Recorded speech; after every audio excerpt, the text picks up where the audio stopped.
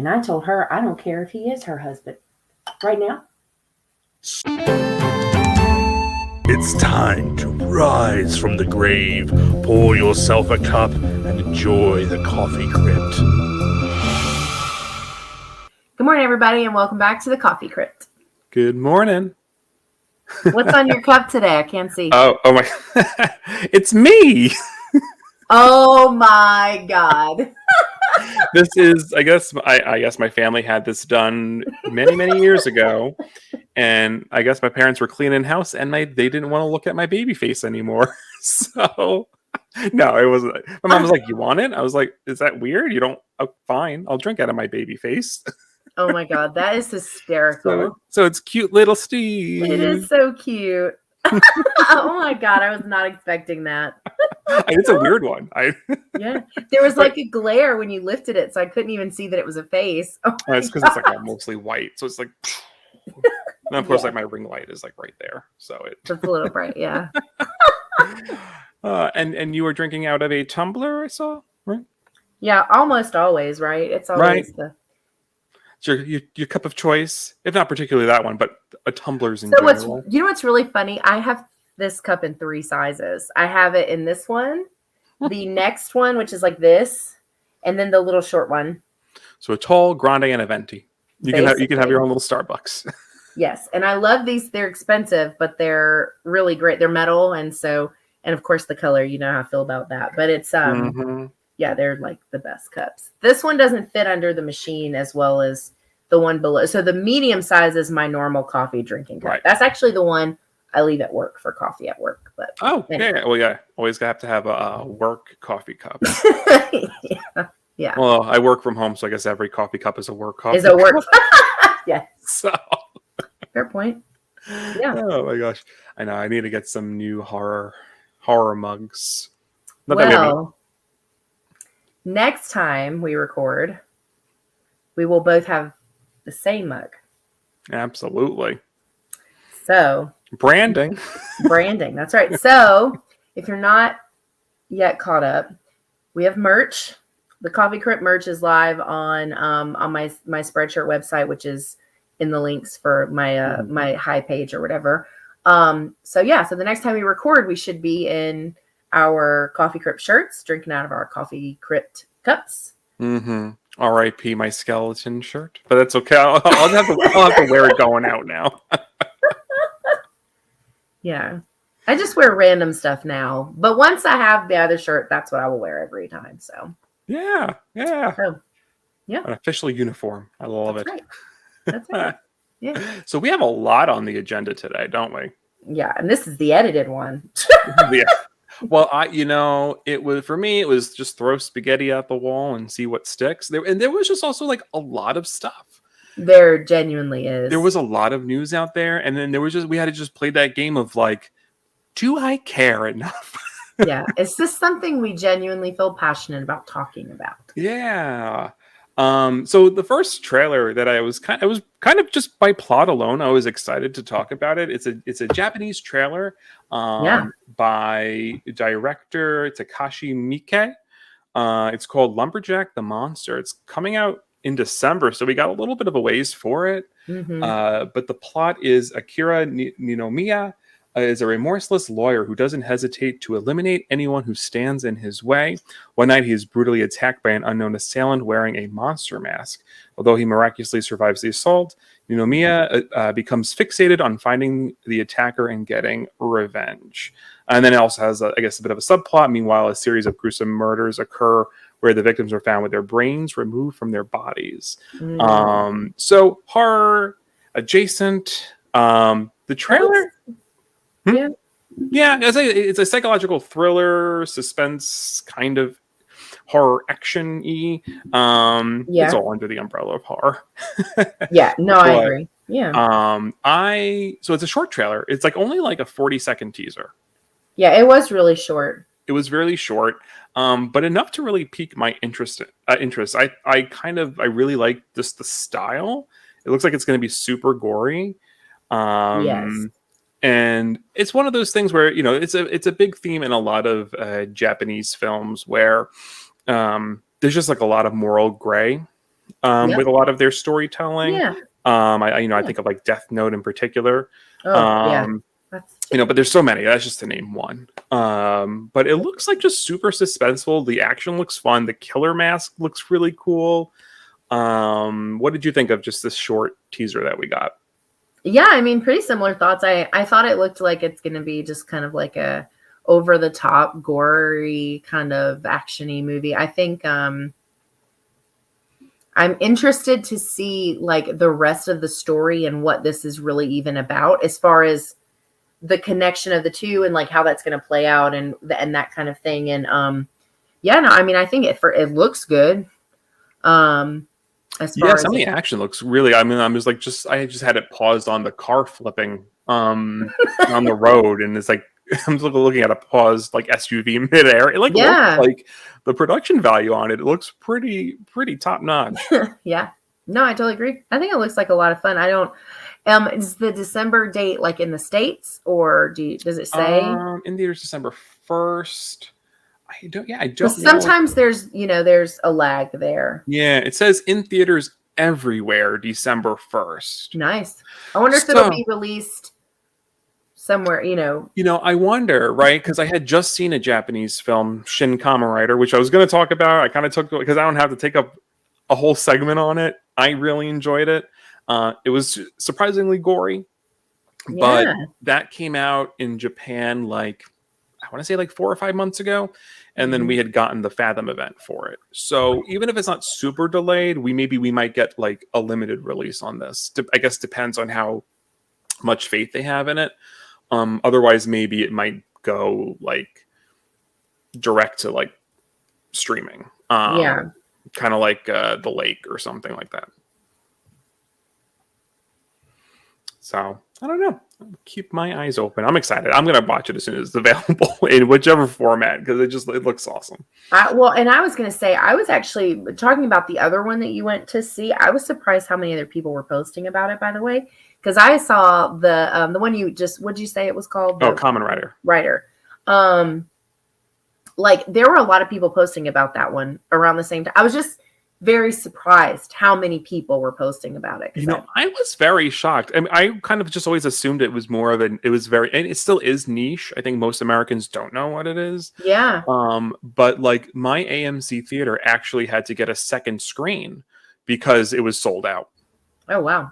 So like people know. I mean, like, so I don't think it did super well in Japan.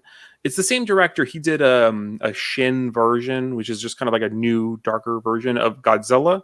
And he did a Shin Ultraman, which is, again, another kind of like superhero-esque one. And I think Godzilla did relatively well. I think Ultraman probably did. I think that one did the best in Japan. I think that one's a bigger property over there. Oh. I mean, Godzilla's more widely like recognizable. Yeah, right. But I think people just genuinely like support that one a little more over there. Yeah.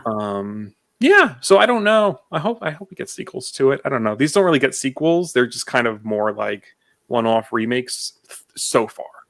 Yeah. So far. Maybe it will. We'll see. If it did well. Yeah. I mean, I still got my cheesy TV show. I'm watching the one from the 70s, and it's so like, oh my god, so corny, and it's got like 70s background music, and the costumes are wild and so silly. You can still see the skin under the mask. Oh like, my god. It's so That's great. funny. Yeah. But our next trailer is, I know, one that you're like just super hyped. In general, I don't know. Yeah. It should be hyped. Yeah, so the next one is we just got a trailer, I think last week or whenever it was I sent it to you. For Silent Hill Ascension. When they had announced that they were doing things, there's going to be another movie. There's going to be more games. I really didn't expect them to actually like follow. I know that sounds bad. I didn't expect them to follow through. And they did the trailer for the other Silent Hill game, the one with the cherry blossoms. I don't even know. I can't even remember what that one's called. I was not excited about it because it did not look like a Silent Hill game. And I was like, what are they doing? Yeah. And so I started watching this trailer the other day when I saw it get posted about. So I started watching it and I was like, okay, I'm like, wait, I'm like not interested. And then it like halfway into it, it started to look like a Silent Hill game. And I was like, okay, whew, like, because the first little bit is like, it doesn't show you a lot of the world. And it's very short because they're not going to try to give too much away. No. But it didn't look like Silent Hill at all. So I was like, oh, but then it started to show some monsters and some world changing. And I was like, okay, here we go. Like, this is more. So yeah, I mean, it looks amazing. It's a new Silent Hill game. And this year, like, I don't know, like it just looks amazing. I have no idea with the title like that, what they're going to do with the story, how it's going to connect. Is it going to actually connect? Is it just going to be in the same, who knows? But it looks really good. And I'm so intrigued by it. What did you think? For someone I've never played a Silent Hill game. I mean, I've seen the movie. I kind of generally understand the world. Yeah. I'm really excited. This trailer genuinely kind of creeped me out. Yep. As I'm watching it, I'm like, ooh, I got the goosebumps. Yeah. Which in a really fun way, not in just like a boo, we're gonna scare you kind of jump scare horror game way, but like just the vibe, the atmosphere, the music. Really curious, like you said, where the story is gonna go, because the narration is very like, the past is gonna catch up to you, and like it seems like you're playing a character that has some hidden skeletons, right? And it's very I'm genuinely very curious. The creature designs, from what they showed, looked good. A lot of it was in shadow, which I think they want to save a lot of surprise for the games, right? You want that kind of first time you see something to like be while you're playing it and just have that holy crap moment. But I dug it. I get what you're saying, where the beginning doesn't feel like a Silent Hill game in the sense of it seemed like they were trying to ground it in something else. But I think maybe it feels almost like a story device, and maybe like it's going to go so Silent Hill that maybe you want to start off in a way in a world that's a little unfamiliar, maybe a little normal, and then fully go. I guess it maybe just depends, like what the story itself is going to be.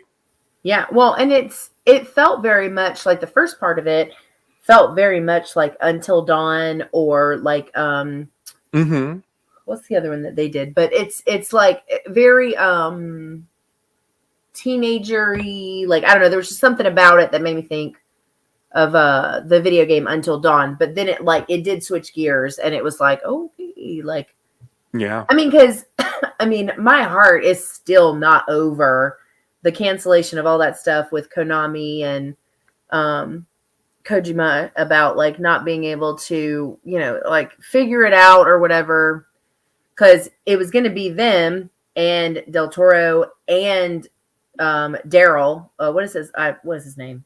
Norman Reedus. In Silent Hills, and it was like, I mean, that's a dream team. Yeah. Oh my god. So when it got canceled, I'm like, I'm not over it. I'm still heartbroken. So bizarre that it would be canceled. Was it like a financial reason, or was it creative? Different. They argued. They got into a fight.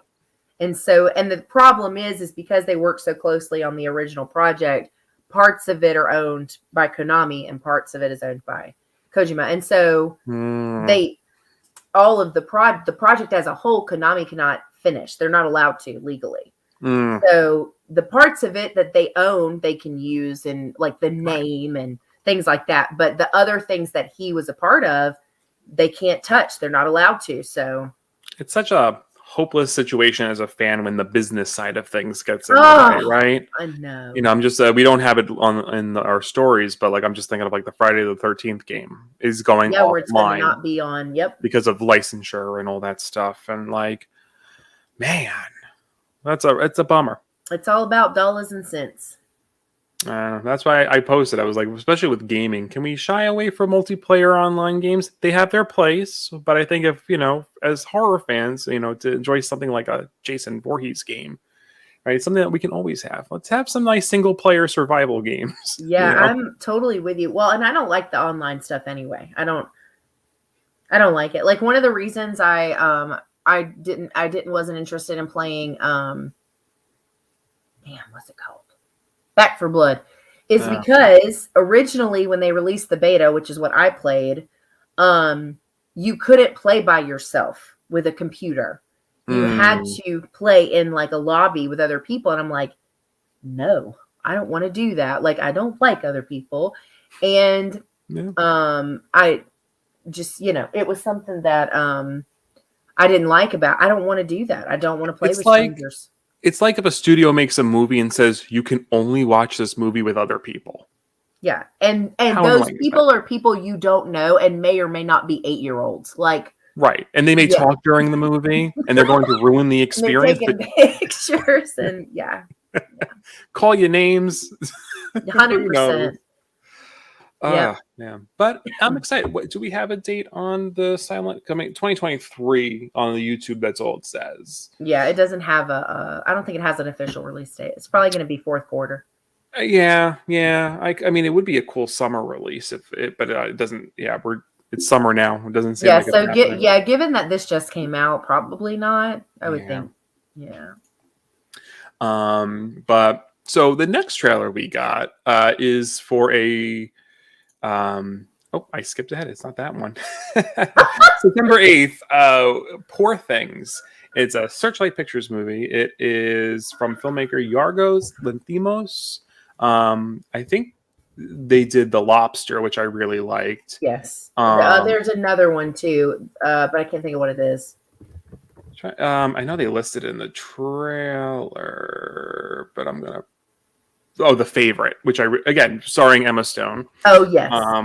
Which I two movies that I really do love. Emma Stone plays Bella Baxter. She's a young woman brought back to life by the brilliant and unorthodox scientist Dr. Godwin Baxter, played by Willem Dafoe, who I think looks incredible in this movie. The prosthetics, the makeup just looks so good. She's under Baxter's protection. She's eager to learn, hungry for the worldliness she is lacking. Bella runs off with Duncan Wedderburn, played by Mark Ruffalo, a slick and debauched lawyer on a whirlwind adventure across the continents. Free from the prejudices of her time, Bella grows steadfast in her purpose to stand for equality and liberation. A long-winded plot, but that's the gist of it. The trailer, aesthetically, everything just has me sold. I think this looks like it could be probably one of my favorite movies of the year. And I'm not, and I don't always say that. Like, don't say that lightly. This looks beautiful. It looks dark and dreamy, but hopeful and very like, I don't know, just like the dreamlike nature of it. Very curious what they have to say about the prejudices of the time and like, kind of, a woman who is shaped by expectations, like a man kind of recreating her and how she fits in this world. And I mean, enough of me jabbering. I could tell.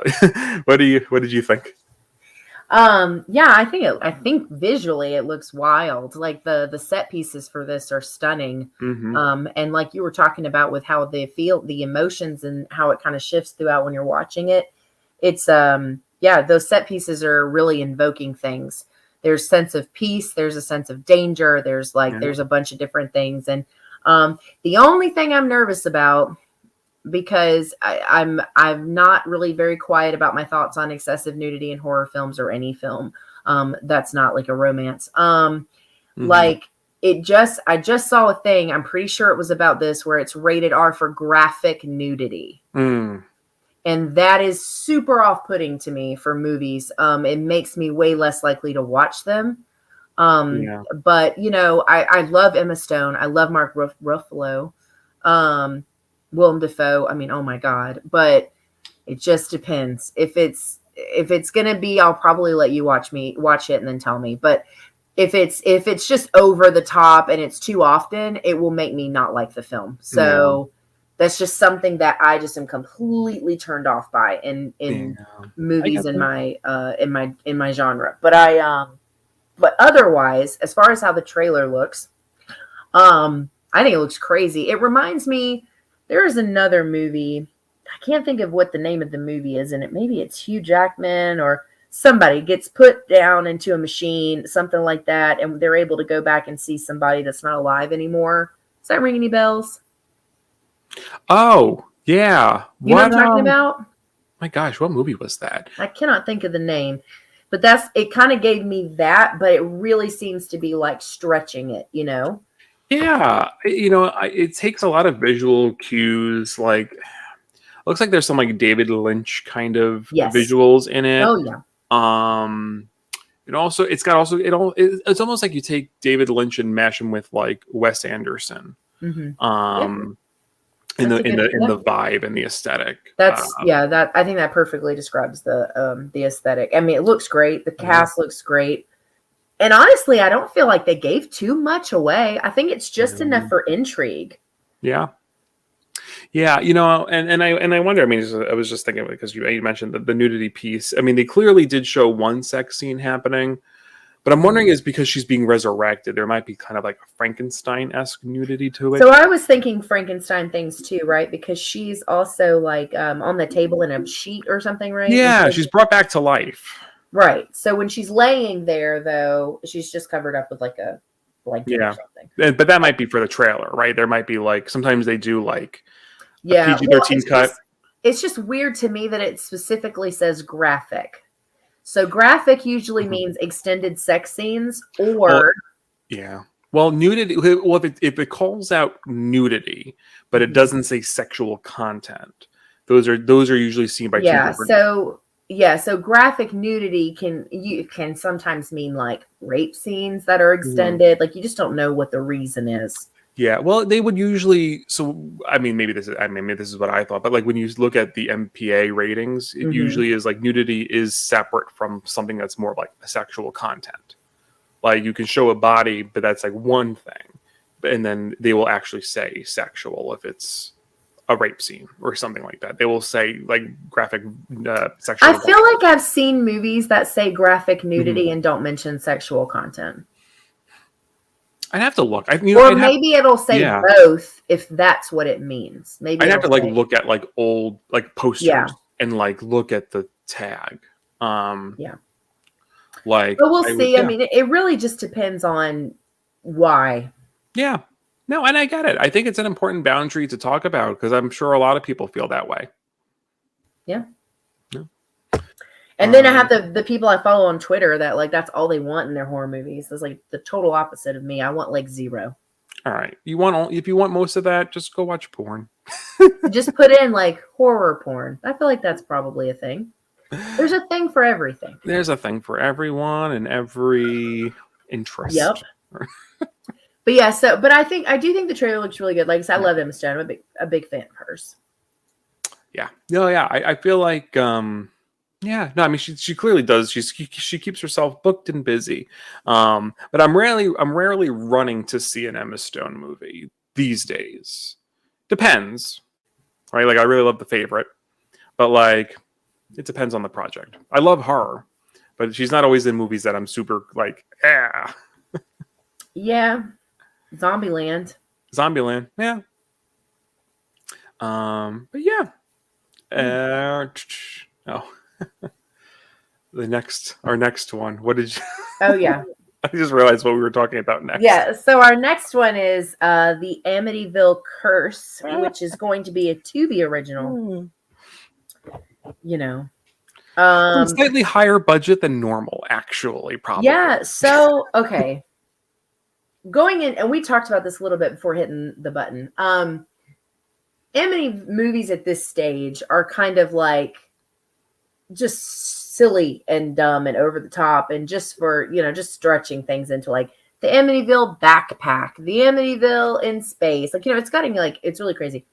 So when this trailer starts, the opening scene looks really bad, but then it gets into the story, and the story is about this group of young people get the opportunity to buy a house together or whatever, and they go in and they stay, and they're having these discussions, right, about the hauntings in the house and whether it's real or not. Mm-hmm. And come to find out, it might be real. And so a bunch of bad things ensue. And those parts I thought looked pretty good. I didn't think, and it's on Tubi, which means that if it's a 2.5 hour movie, it's going to be 6 hours because of the ads. But it's cool that it's going to be on Tubi. So, but I think I think it's something I'm interested enough to watch. I don't think it looks as cheesy as I thought it was going to. No, I was surprised. It doesn't look as cheap or as cheesy as I thought. It almost, but I would say it feels like a made-for-TV movie. Yes. Where it's kind of like Lifetime kind of level, but not like this was made for $100. And we filmed in my aunt's like cabin somewhere. Made for $100. You know? Like, well, because you know what it is? I think you don't have to own. Well, I think what was happening, and people who are watching can correct me if I'm wrong, but like I think that you don't have to pay rights to put Amity in your movie. No. So what's happened is you get a lot of these indie creators who do whatever they want, who just make an Amity movie, and you can do whatever the hell you want.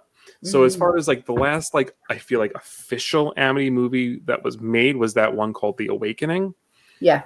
With Bella Thorne, right? And that one was like shelved for years until they finally released it, which wasn't good, but like, you know. I mean, I love the original. I like the remake. I like even like the second one, even though the second one was weird. It was like a remake, or it was a retelling of the murders, but it was a different family. Yes.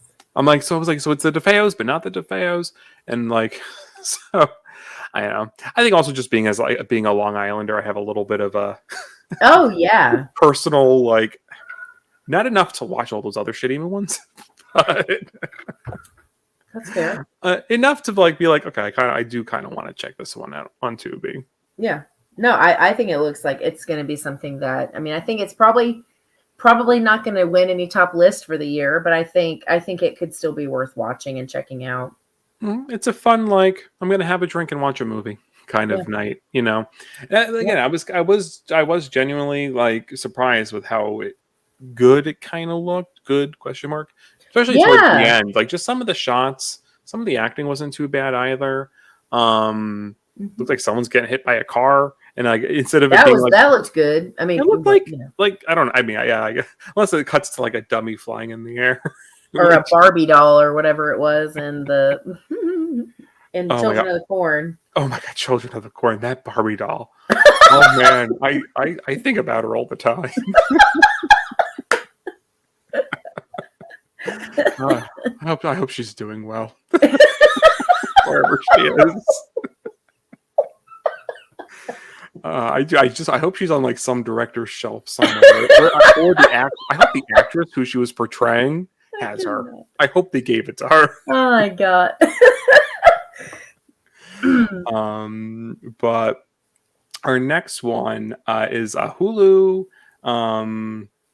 original called Jagged Mind. So did you do the last one? Did I do the last one? I don't remember. I did. You're good. Oh, okay. I just woo, clearly I am after talking about that Barbie doll, I just went like out of it today. I was like, wait a minute, did I just like I didn't know if I stepped on your story. Oh my God, that's so funny. Oh my God. But yeah, so Jagged Mind, it's a queer psychological thriller on Hulu. So the story, if I can just pull up the synopsis real fast. Is there a synopsis? There is not a synopsis on the. All right, well, I'll make up a synopsis. Yeah, I think you'll do fine. I can wing it. So it's two women living in Little Haiti. I don't know where Little Haiti is. If it's like an American city, no idea. Let me Google that. I'm very curious. This is my first time hearing about it. But I imagine it's a predominantly like Haitian. Oh, it's in Miami, Florida. Okay. So it's a region in Miami, Florida, where I'm imagining where a lot of Haitian descent families live, Haitian-owned businesses. So there's a woman living there who, I'm assuming she's Haitian, who meets a Caucasian lady who they're flirting, kind of starting to see each other, and things start to kind of take a turn when our main character is having hallucinations, blackouts, losing time. Yep. And then she starts to get an inkling that somehow this girl that she just started dating is in some way influencing her mind and playing tricks on her. And there's some weird manipulation. Mm-hmm. And I have a feeling that there's I'm getting a vibe that there is a race component to this film, just because they're it's such a prominent part of the trailer. Like they were like, this is taking place in Little Haiti. There is like they pointed it out a lot. So I'm very curious what race or culture, or like there is some piece to it. I'm not super familiar with like Haitian history, so I'd be very curious to see like maybe what they're pulling on anything in particular. The only things I know of are the ties to voodoo. Yeah. Which seems that there is there could be a magical element of some kind. Yeah, I guess it depends on how she's influencing her, right? And like warping her mind in some way. It looks really good. It looks the actors I am not super familiar with. Somebody Woodward. Shannon Woodward. Yeah. And Maisie Richardson Sellers. Woodward has been in some other things. Oh, okay. I'll have to check out their IMDb's just to see, because they Richardson Sellers look familiar. Yep. But yeah, no. What did you think? Oh, I'm super excited about this one. I think, and when we looked at it, I think it even said that it's coming out on Hulu and Peacock, which is bizarre. So YouTube says only Hulu. Where did you see Peacock? When I looked it up, when we looked it up earlier. I'd be very curious. Well, you know what's funny about that is NBC used to kind of be the forefront of Hulu for a while. I swear I saw that. I didn't make that up. No, I remember you bringing it up. Where did I see it, though? I wonder if it was going to be on one. And then switch to the other, maybe? Yeah. Yep, because everything that I see right now says Hulu. Okay. Well, I would, yeah. I mean, like, but that's, I mean, going back to, we were just talking about, like, just the crazy business side of everything. Like, yeah, stuff like that happens literally all the time. Yeah. Where some, one streaming platform had the rights, and then now they're either no longer interested or it expired, and yeah, who knows? Yeah. Who the heck knows? No, I think it looks really good. The impression that I got is they keep breaking up for one reason or another. And this other girl is so determined to prove that they're meant to be together that she's altering her memory. And you know what it reminds me of? Mm-hmm. Because in Angel's Life, there is a Buffy reference for literally everything. Is when Willow began manipulating situations with Tara. Yeah. Because she didn't want her to remember an argument, and she didn't want her to, she wanted everything to be perfect, and it just kept making things worse.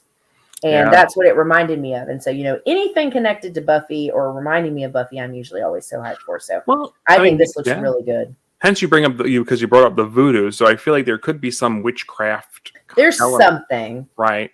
But I think that it's such a good hook, though, right? I think because we are like really scratching our brains trying to think of what it is. And it's not even out yet. We're like, what is it? Yeah. No, I'm sold. What do we have a date on it? June 15th. Oh my gosh! So very soon. Very soon. Yeah. So that's a Thursday. Perfect.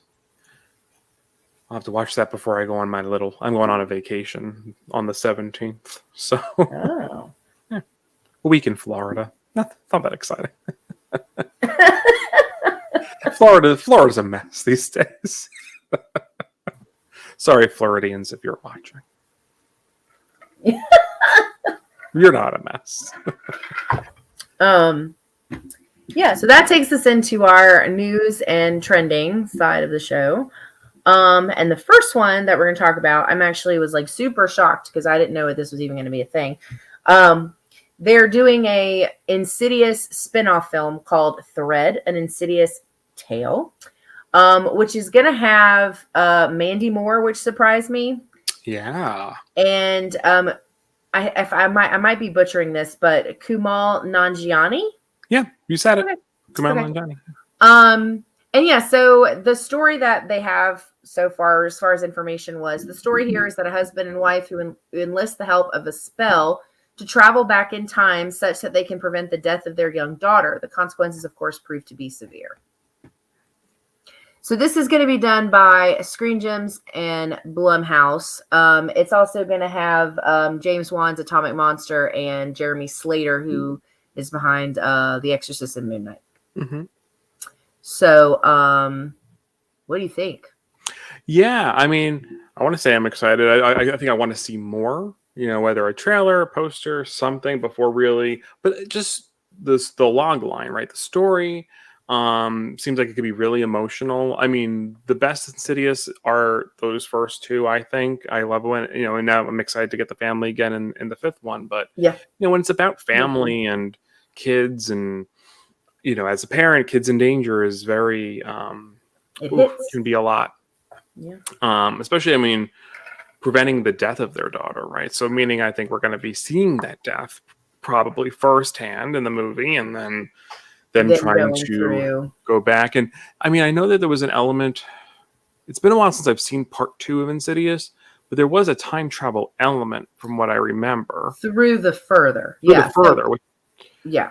So I feel like this is what they're going to kind of jump off of.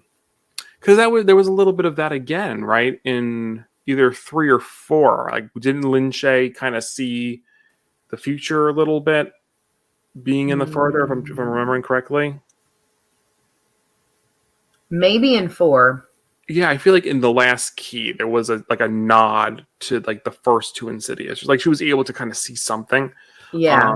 So they're not pulling it out of left field, right? This is something that's part of the further that's they're going to be kind of exploring further, which can I say further?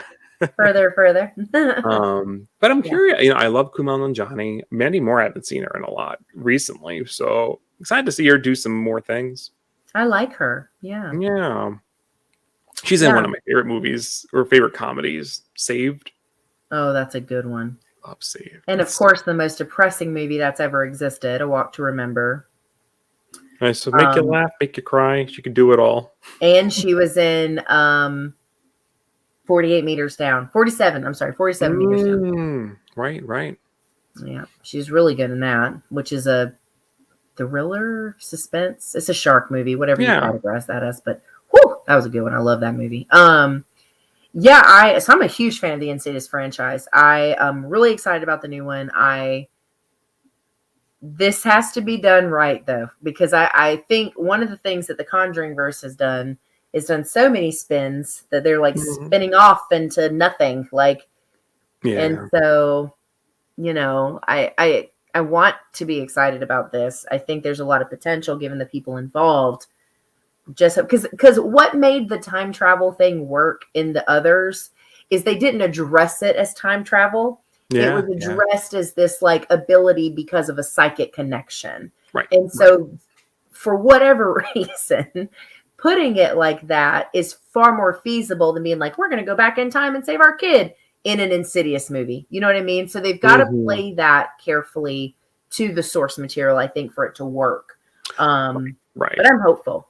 Yeah, I mean, the way when you call it out quite like a spell to travel back in time, it's it does feel a little Back to the Future-y, Yeah. But I hope it feels a little more organic. Like they don't think like, oh yeah, can we turn back? I feel like something's going to happen where they discover the further, and maybe they witness that kind of time travel element firsthand, and they're like, how can we manipulate this and to get what we want? Maybe they see her in the further. Well, and maybe the other thing they could do is they could make the daughter a traveler, and connect it that way, and then maybe one of the parents is a traveler because that's how it's passed on. Yeah. They've got the basics. They've got the foundation of the lore there to work with. They would be smart, I think, to utilize that. Yeah. Where I feel like when you were saying about The Conjuring, where I feel like that goes too far off the rails is because I think the promise of the Conjuring spin-offs is like about the relics and when you don't really like stay within that realm, you're kind of losing it a bit. That's why I feel like Annabelle Comes Home is the best one because I think it's the most grounded in that room. So good, that one. Insidious, it doesn't have the grounding in terms of like it has to be about the Lamberts or it has to be about Elise. Like it can, I feel like just the existence of the further, as long as you kind of keep that at the core of it, I think typically you're okay. As long as you don't I'm inclined to agree. Yeah. No, but I'm sold. Yeah. Yeah, I think it has the potential to be really good. I love those movies. So, I even love The Last Key, which a lot of people were not bemused with, but I really liked it. Yeah, no, I enjoyed it too. Yeah. It was very much a light versus dark kind of, I don't know. I really liked it a lot. I think I dragged my brother to see that one.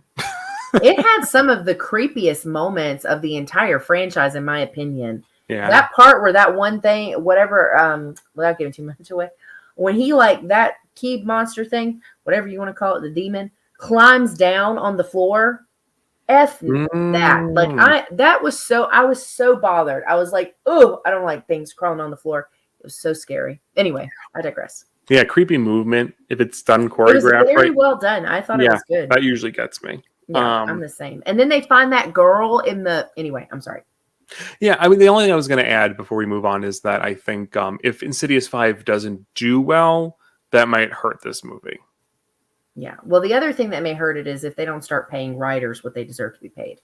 Because that's holding up a lot of projects right now.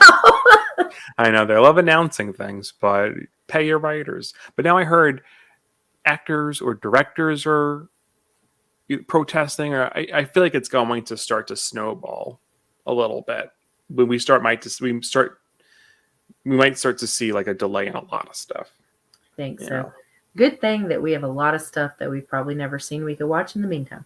Oh, I am backed up on a lot of stuff to watch. I am too. The only new horror movies I have seen this entire year is Scream and Evil Dead Rise. Oh, wow.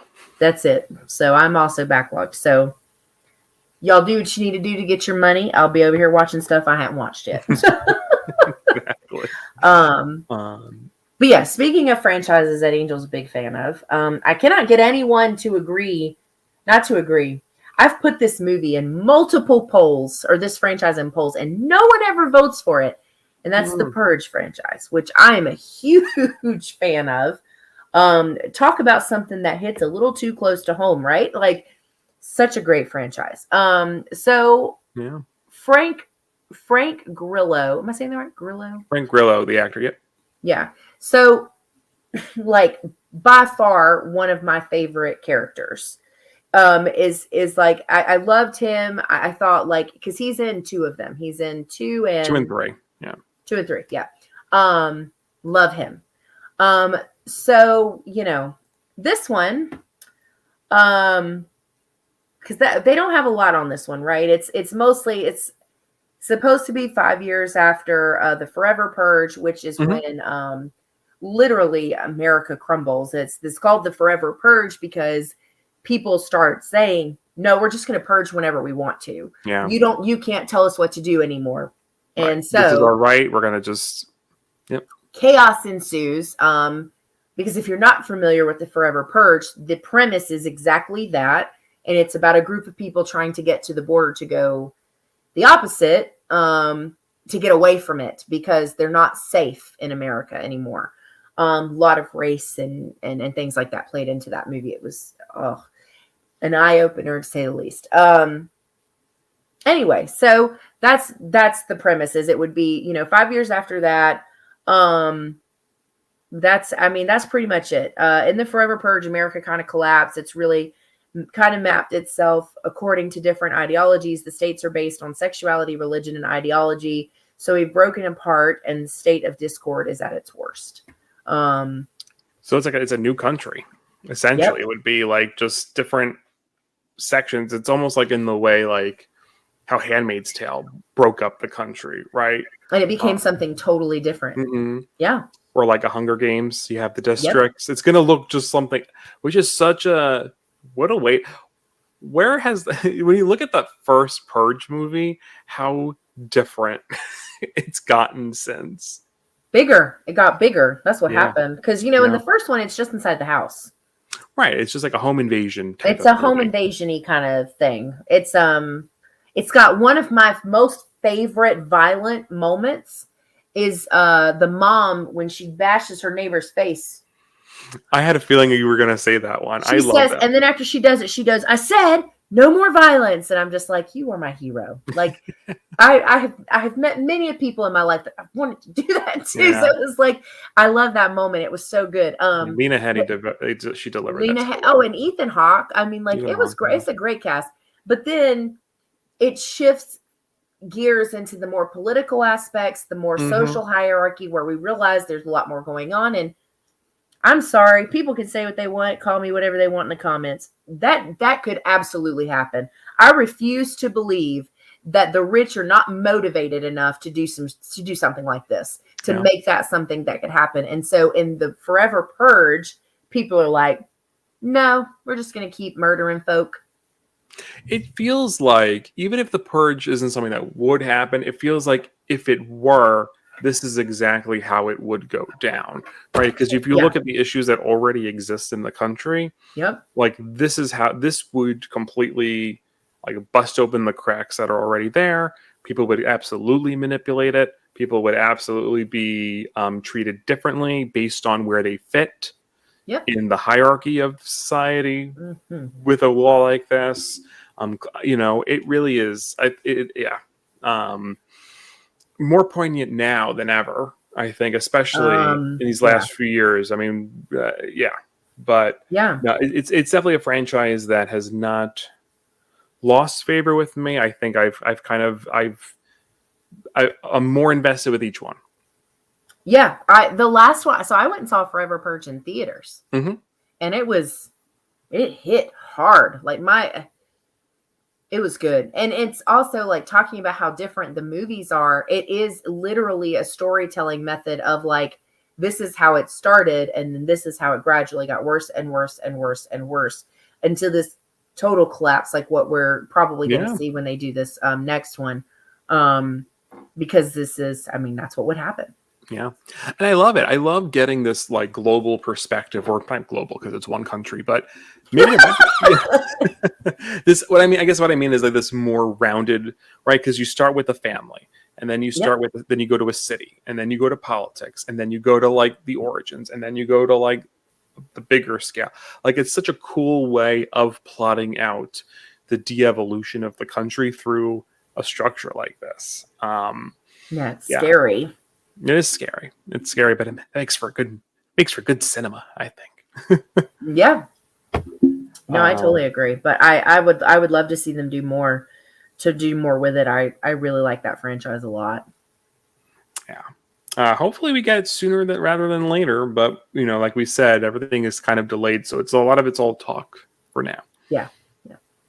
But our next story is The Wrap reported that a 2D animated series from Eli Roth and author James Frey called Fright Krewe was just announced this is on Hulu and Peacock. Oh! It was this one. I wasn't making that up. No, this is where you saw it. It's going to be 10 episodes, a 10-episode first season. So it's an animated, kind of more kid-oriented horror series. It's about an ancient prophecy, and Voodoo Queen puts misfit teens in charge of saving New Orleans from the biggest demonic threat it's faced in almost 2 centuries. And it says, but honestly, saving the world might be easier than becoming friends. So it's, the fact that they're talking about demons in an animated show, they're not going to be playing it super safe. And if anything has given me a little more hope for, like, animated horror, it's actually been Gremlins, which I was nervous about at the beginning. Those first 2 episodes didn't sell me, but, like, they've gotten a little more with it as the couple of episodes went on. Like, there's this whole thing with a severed finger that I was, like, not expecting. And I was like, okay. I mean, it was still, like, silly Gremlins-esque, because that's just, it's not horror, but, like, they weren't afraid to kind of make it a little bit darker. But just, like, aesthetic alone, like, again, we were talking about, like, voodoo, and, like, I do love that New Orleans aesthetic and that those witchcraft stories, and I want to definitely see more on that. Roth also did House with the Clock in Its Walls, which is another more like child oriented horror. That was a movie, right? He's a lot more well-rounded than a lot of people realize. Yeah, absolutely. It's not all just cabin fever and he did he produced a fantastic found footage movie called The Sacrament. I don't think I saw that one. You will love it. If you love the other ones we've been talking about, you will love it. Tom and I just covered that last Friday. Sacrament. I am putting that. You know who else did it? Ty West. Oh, I like him. Yeah, it's streaming. You should definitely watch it. I think you'll love it. Well, I love X and Pearl, so. Yeah. So a couple of people, when I posted that we were going to cover it, or that we did cover it, people were like, it's one of my favorite Ty West films. Really? I will tell you this just as a warning, because, I don't know, you might can tell by reading it. The Sacrament is a found footage retelling of Jim Jones. Oh, okay. Mass suicide. Oh, but as a found footage. That's interesting. It's so freaking. I won't harp on because that's not what we're talking about. But watch it and then text me. Okay, all right. No, absolutely. I'm thinking that might be a weekend watch for me. Oh yeah, I would love for you to message me after you watch it because it's a fantastic movie. It really is very well done. A lot of it's higher budget, obviously, so it looks great, but it's good. I think you'll like it. Yeah, it's depressing, but it's good. Depressing is fine. I can handle that. Yeah, I'll just cry a little and eat some chocolate. There you go. Problem solved. But I don't think we got a release date on Fright Krewe. No, I didn't see one when I looked at it earlier. But I like the idea. I like, what's true, and I think we've talked, or at least even if not on camera, I think we've talked about this before. There really is a lot of good children family horror. There's some really good things out there. And so I'm not somebody that looks at things that are not R-rated and be like, oh my God, I'm not watching that. Like, I think that there's places for this in the horror world. And to me, it helps get those fans started a little early. Yeah. But I will tell you something funny because you mentioned the Gremlins. I tried to get my kid to watch it. He told me that was not the Gremlins and he was not interested in watching it. And instead we watched the new batch instead. So I'm working on it. I might have to watch it by myself. I was so sure he'd want to watch it. But stuff like that, like there's this great show that's animated similar to the Fright Krewe called, what is it called? The Last Kids on Earth. Oh, yeah. Yeah. So good. Very horror. It's got Bruce, oh my God, help me. Bruce Campbell? Yes, Bruce Campbell plays Chef. Right. Why can I not think of his last name? Don't come for me. I just forgot in the moment. I wanted to say, this is so stupid. I wanted to say Bruce Asher. So I was thinking Ash in my head. Anyway, ignore me. That's very funny. Bruce Campbell. But I think there's a place for things like this. And I love that they're branching out and giving us different things. Well, horror doesn't have to just be one thing, right? I.e. an R-rated gore fest, right? Horror is an aesthetic. Horror is a vibe. Horror is... And it's not just for a specific age group. No. It's like, that's like saying only like comedy should be made for adults. Right? Or only action movies should be made for adults, right? Like, it doesn't work. It doesn't make sense for any other genre, right? Totally agree. So... I think that'll be good. I think so. I am excited. It's actually probably even something I can get my husband to watch. Oh, good. Because he does like kind of New Orleans and that vibe, and he loves like one of his favorite Disney movies is like Princess and the Frog, right? Like, yeah. Like he just likes New Orleans, and like I don't know what era it's going to be in. Probably modern day, but yeah, it looked like it was going to be based on the picture. Yeah. So our last story is just a quick one. So the director of The Wrong Turn, I think, did he just do the remake? Or unless he did other ones as well. But he did the Wrong Turn 2021 reboot. Mm-hmm. That was a kind of a pleasant surprise for me because I had not seen the Wrong Turn films prior. I caught At it as all? part of at all. Oh, not even the Elijah one? No. Oh. I just never got around to it, or just never, I don't know. But I had caught it as the second film in a double feature. I went to like a drive-in by myself. I just like, I'm going to do a horror double feature. And I caught it. It was the second one. Yeah. In the batch. And I watched, and I was so invested in this movie. Yeah. I really as dug. someone who hadn't seen the others. Well, I had gone back and had watched. It is nothing like the originals. So I haven't seen the remake. Yeah, you seen have it to go in both ways. Go in knowing it's something different. Okay. But I don't think it's a way that's like, it doesn't seem like a way that's disrespectful. It's just it's saying something different. Okay. It has a lot more to say about culture, respect. Yeah. Like it's so, yeah, because I mean it follows a group of young 20-somethings, and they get lost, end up in the woods, just like every other movie. They're getting hunted down. Yeah. But when they're captured, there is a twist. And there's so much more about these people in the mountains than there is in the originals. There is more development. There is a structure and a society, and it is interesting. And it ends up talking about I just like violence in society. What do you do to survive? And then by the end, the last scene is so good. Okay, I'll have to check it out. It's probably going to end up when we start doing remakes again in August after our little break. Scott and I have to redo our list, and that's, I think, one of the ones that has come up in conversation is Wrong Turn. Yeah. And someone that I actually really like, I didn't realize was in it. He does a lot of do you know Damien Maffei? Not by name. He was, and he's doing the Texas Chainsaw video game. He was in oh my gosh, it was like a haunted house movie. It was oh my god, The Haunt. The one with the clown on the front of the cover? Yeah.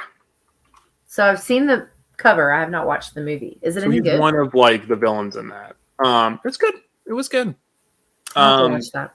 Yeah. So he plays one of like the hunters, like one of the people. But anyway, so the director, I feel like I'm going a roundabout way. It kind of became a mini review of the remake, so I apologize. That's okay. But the director came in and said that there's plans to maybe do a full trilogy. That was his hope.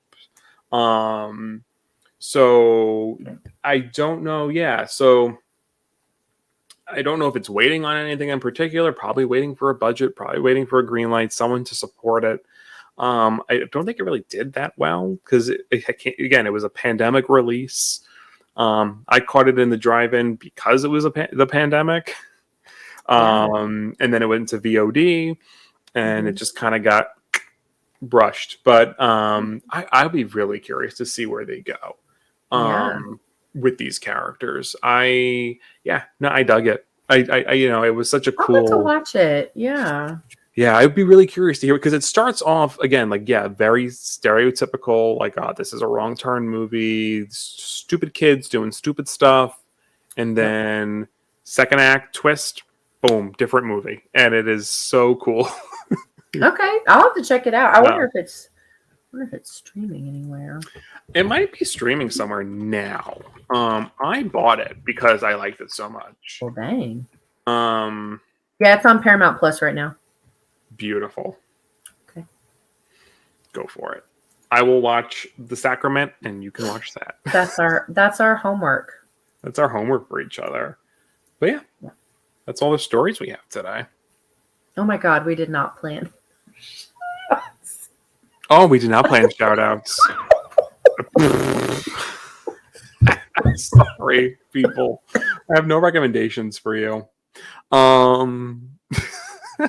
Go see Shin Kamen Rider. That was a good one. Yeah, I got one. So I just started. I pay a lot for my website, and I don't really use it that much. So I just so happen to have what I would need to show right here. So I put out an ad, as it were, to find somebody who would be willing to do a book or a movie or both review weekly for my website to kind of just collaborate with, and so my friend Wendy, who is a horror author,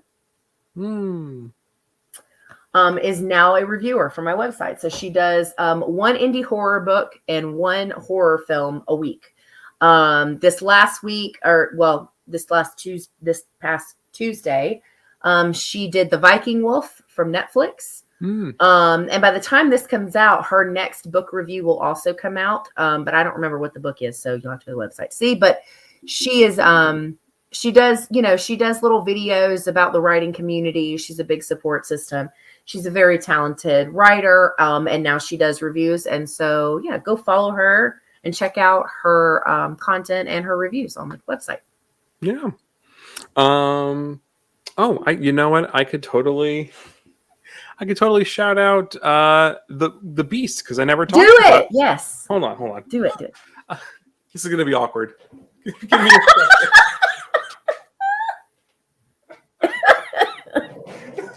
So, Angel gifted me this incredible Beast. What does she call them? The artist dolls. Hoodoo dolls. Yes. Yeah, he was a special request. I had to ask her if she could make him. Yes. So if you've been watching this for a while, you know that Angel and I have a shared love for Poltergeist. Literally matching tattoos. Like it's disgusting. Platonic soulmates. So she, just being the amazing person that she is, asked, if you could kind of plug in Tales from the Stitch. Tales from the Stitch. Right? Thank you. And it's spelled exactly how it's. Yep. So at Tales from the Stitch, they're on Twitter and Instagram as well. I don't think Instagram. Twitter is where I follow them. Predominantly on Twitter. Okay. But they do all kinds of horror icons and things. I actually bought Ghostface today, so I'll be posting about him soon. But they do all kinds of different versions. They have a set of 3 right now that's got like the Evil Dead characters. They even did a Mommies with the Maggots one for the new one. Oh, that's awesome. Very, very talented. Also very friendly and really fun to work with. When they posted earlier today and I was talking about getting Ghostface, they were like, tell me about how the Beastie's doing. That was one of my favorite ones I've ever made. And, just incredible work. Like an action figure, totally posable. Like I keep trying to keep him in the same beautiful position, but like really, if you guys get kind of a close up, like at the stitch work, it is truly like took their time, and it really is just like probably like my favorite horror thing that I own. Yeah, he turned out beautiful. He's amazing. So there he is. My favorite pet. Well, no, so I can't say that. Not my favorite pet because, I have my dog. She'd be like, what are you talking about? You better not leave that thing unattended. I'm going to chew it up. So treat him like a pet. Yeah, so those are our things. Wendy and Tales from the Stitch. Yes. Their links will be in the description because I'm totally going to remember to send them to Steve on time. Absolutely.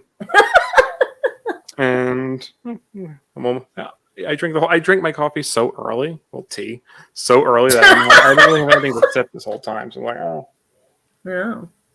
All right, I had one sip left. Okay, cool. Well, I think that wraps up this episode of the Coffee Crypt. Go check out our merch.